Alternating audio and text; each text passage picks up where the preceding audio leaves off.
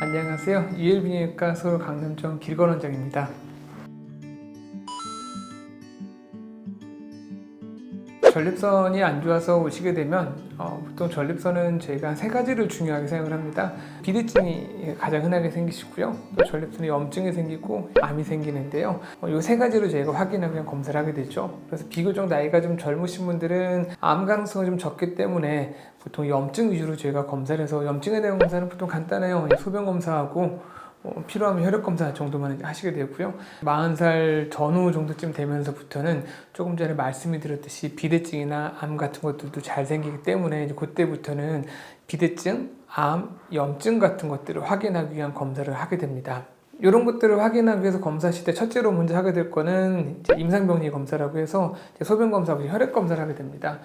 소변 검사, 혈액 검사는 뭐 그냥 혈액 조금만 뽑으면 되고 조금만 소변을 받으면 되기 때문에 어렵지 않습니다. 이런 것들을 통해서 PSA라든가 해서 전립선 암과 관련된 수치를 확인하게 되고요.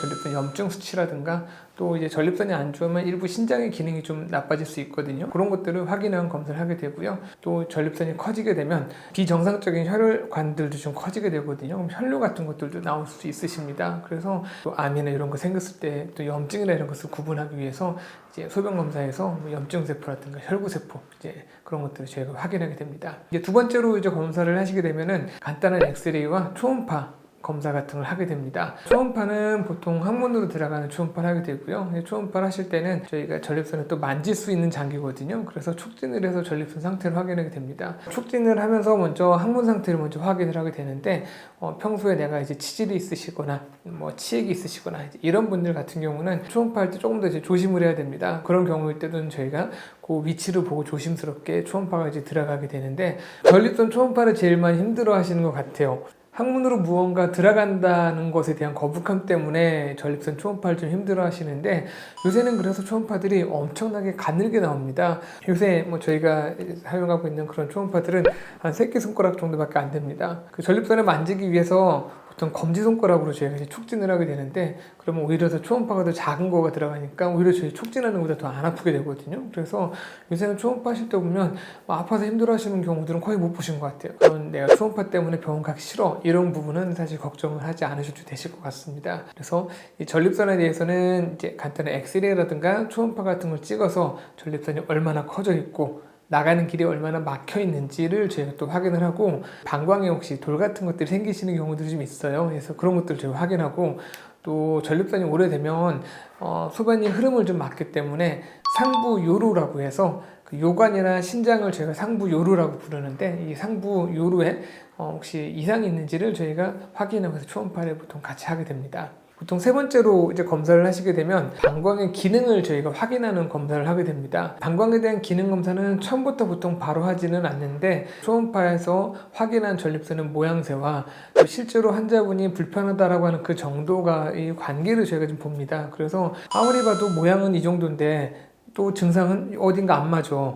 그러면 막힌 거 말고 방광의 기능이라든가 소변이 내려오는 그 길에서의 장기들만의 협조가 잘 좋지 않아서 그런 경우들이 좀 있으시거든요. 그래서 이런 것들을 확인하기 위해서는 저희가 방광 기능 검사 또는 요역동학 검사라고 하는 것을 하게 됩니다. 방광과 전립선의 그런 관계라든가 기능을 매우 잘 확인할 수 있어서 아주 유용한 검사이긴 하시는데 시간이 조금 오래 걸리는 편이고 요도로 무언가 들어가기 때문에 좀 거부감은 좀 있기는 해요. 저희 같은 경우는 배뇨에 대해서 좀 자세하게 저희가 좀 봐야 되고 또 그런 것들이 좀 필요하신 분들이 저희 병원까지 오시는 경우들이 워낙 많아서 조금 애매하다 싶으시면 저희가 그런 방광 기능 검사를 좀 확인하게 되는데 실제로 검사해보면 좀 유의미한 그런 이상이 있는 거를 발견되시는 경우들도 사실 꽤 있으신 것 같아요. 그래서 어딘가 좀 안 좋다 하신 분들은 조금 요건 거북스럽다 하더라도 필요하면은 그런 방광 기능 검사를 하시는 게 좋고요. 또 이런 방광 기능 검사를 좀 약식으로 하는 방법들도 있어요. 요속 검사를 통해서 방광과 전립선의 기능을 확인할 수 있는 그런 검사도 비교적 간편하게 할 수 있어서 저희가 요속 검사는 뭐 저희 모든 분에게 하시라고 제가 설명을 하는 편이고 방광 기능을 나타내는 그런 요 역동학 검사는 상황을 봐서 필요하면 저희가 보통 하게끔 저희가 좀 권해드리는 편이기는 합니다. 그리고 4번째로 좀 더 좀 자세히 좀 보려고 하는 게 초음파상에서 뭔가 좀 애매한 혹 같은 게 보이는 것 같아. 이럴 때 저희가 내시경을 직접 들여다보게 됩니다. 내시경이라고 하는 건 요도하고 전립선하고 방광을 차례대로 지나가면서 실제로 소변 보는 길에 영향을 미칠 만한 그런 장기들이 있는지를 확인하게 됩니다. 이제 과거에는 그 내시경들이 정말 이 손가락만한 내시경이 요도로 통에 들어갔어요. 그리고 그게 이제 경성 내시경이라고 해서 되게 딱딱한 쇠붙이였습니다.